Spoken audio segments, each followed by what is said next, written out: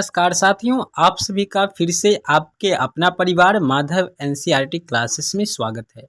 आज के वीडियो में हम लोग देखेंगे अम्ल, भस्म एवं लवण। हमने 100% गारंटी लिए हैं कि इस चैप्टर से जो प्रश्न पूछा जाएगा वो प्रश्न आपको इसी वीडियो से मिलने वाला है। कारण हम एनसीईआरटी बुक से आपको पढ़ा रहे हैं, एनसीईआरटी बुक से ही सारे प्रश्न आपके बोर्ड एग्जाम में पूछा जाता है।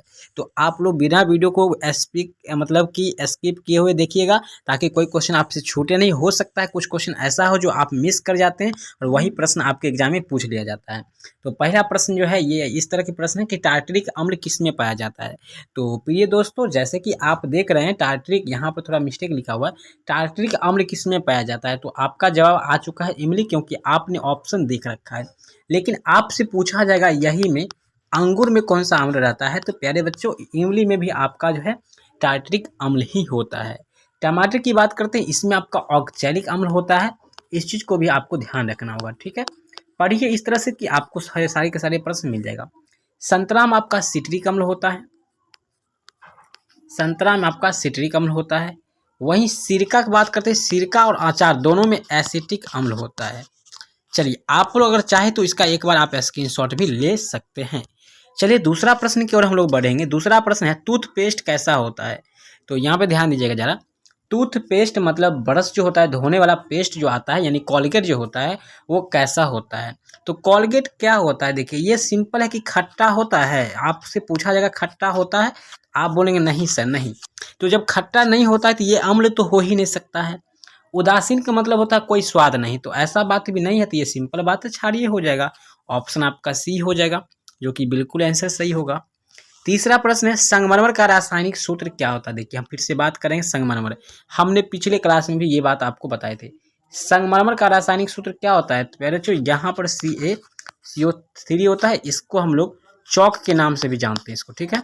किस नाम से जानते हैं, चौक। इसी को हम लोग खड़ियाँ भी कहते हैं। देसी अंडा का जो रेपर होता है ऊपर का खोला होता है, वो आपका इसी का बना होता है, संगमरमर का ही बना होता है। इसका रासायनिक नाम होता है कैल्शियम कार्बोनेट होता है, ठीक है। इसका रासायनिक नाम जो होता है वो आपका होता है कैल्शियम कार्बोनेट होता है। ध्यान रखिएगा क्या होता है, कैल्शियम कार्बोनेट होता है। इस चीज़ को आपको याद रखना है। चलिए अगला प्रश्न है चौथा, बेकिंग का अणुसूत्र क्या होता है। बेकिंग, देखिए बेकिंग सोडा या बेकिंग पाउडर, बात एक होता है बेकिंग पाउडर जो खाने वाले सोडा के नाम से हम जानते हैं इनको, ठीक है, खाने वाले सोडा। इसका दूसरा नाम क्या होता है आपका, खाने वाले सोडा होता है। इसका सूत्र होता है NaHCO3 होता है। ऑप्शन आपका जो बी बिल्कुल रूप से आपका सही हो जाता है, ऑप्शन बी। पांचवा प्रश्न है जब क्लोरीन यानी कैल्शियम क्लोरीन से अभिक्रिया करता है तो क्या बनता है। तो ये अभिक्रिया तो आप सामने में देख सकते हैं, CaCl2। तो ये बनाता है आपका CaCl2 बनाता है कैल्शियम क्लोराइड। ऑप्शन बी जो है आपका करेक्ट हो जाएगा आंसर। ऑप्शन बी जो है क्या हो जाएगा आपका, बिल्कुल रूप से सही हो जाता है। छठा प्रश्न हम लोग देखेंगे, हमारा शरीर pH के कितने प्रास के बीच कार्य करता है। हमारा शरीर का pH मान क्या होता है दोस्तों, हमारे शरीर का pH वैल्यू क्या होता है। pH वैल्यू होता है लगभग 7.0 से 7.8 तक होता है, मतलब क्षारीय प्रकृति के होते हैं। ऑप्शन आपका बी बिल्कुल रूप से सही हो जाएगा।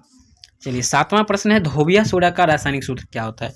देखिए धोबिया सोडा और बेकिंग सोडा ये दोनों में अंतर है। इसको हम लोग धोने वाला सोडा कहते हैं, ठीक है। और ये दोनों में से हो सकता है एक क्वेश्चन आपके एग्जाम में पूछा जाएगा। धोने वाली सोडा होता है, इसका सूत्र होता है Na2CO3 × 10H2 होता है। ऑप्शन आपको सी बिल्कुल रूप से याद रखना है। चलिए 8 नंबर प्रश्न, अमोनियम क्लोराइड का जलीय विलयन क्या होगा। चलिए तो पहले समझिए अमोनियम, अमोनियम का सूत्र होता है NH3 होता है। सॉरी, यहाँ पे आपका NH, यहाँ पे आपका यहाँ NH4 हो जाएगा, ठीक है, NH4 हो जाएगा। अमोनिया रहता सीधे यहाँ, एमो नहीं रहता तब जाकर NH3 होता है। और इसको हम लोग Cl के साथ मिलाएंगे तो इसका संयोजकता होता है 1 होता है, ठीक है। तो ये जो है दोनों मिला करके जो है क्या बनाता है, अमोनियम क्लोराइड का जलीय विलयन जो होता है ये आपका उदासीन नहीं होता है, मतलब कि अधातु के हैं, ठीक। अधातु का जो होता है वो आपका अम्लीय होना चाहिए। ऑप्शन आपका ए जो है सही हो जाना चाहिए, ठीक है, ए हो जाएगा सही आपका। तनु HCl का pH मान क्या होता है। देखिए तनु HCl का pH मान क्या होता है। तो HCl का मतलब होता है हाइड्रोजन क्लोराइड, यानी हाइड्रोक्लोराइड होता है, जो कि अमाशय में अम्ल रस के रूप में पाया जाता है। तो इसका जो है pH मान आपका लगभग 0 होना चाहिए। ऑप्शन आपका जो है डी हो जाएगा। ठीक है, ये आपका डी हो जाएगा, ऑप्शन नंबर डी। चलिए अगला प्रश्न है आपका, उदासीन विलयन का पीएच मान क्या होता है? प्यारे बच्चों ध्यान दीजिएगा, उदासीन का मतलब होता है इसका पीएच वैल्यू बिल्कुल क्या होगा? 7 होगा। जैसे आप जल, इट मीन्स वाटर आप लगा सकते हैं। ठीक है, तो ये जो होता है पीएच मान इसका 7 होता है, ऑप्शन सी। ध्यान रखिएगा सभी प्रश्न आपका एनसीईआरटी बुक का है, इसलिए प्रश्न पर विश्वास के साथ, ट्रस्ट के साथ पढ़िए और ध्यान से याद कीजिए। नमक का रासायनिक सूत्र क्या होता है? नमक का सूत्र, या आपसे पूछा जाएगा साल्ट का सूत्र, तो इसका सूत्र हो जाएगा NaCl हो जाएगा। ठीक है, ऑप्शन सी जो है बिल्कुल रूप से आपका सही हो जाएगा।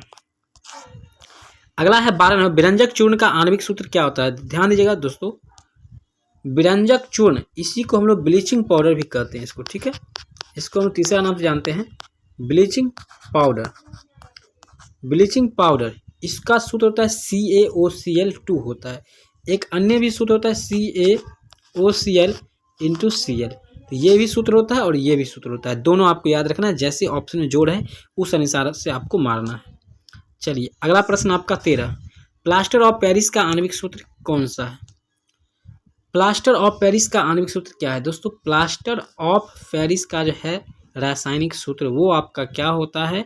तो यहाँ पर CaSO4 half H2O, CaSO4 H2O, CaSO यहाँ पे हमारे ध्यान से आपका C हो जाएगा। ठीक है, चलिए C हो गया।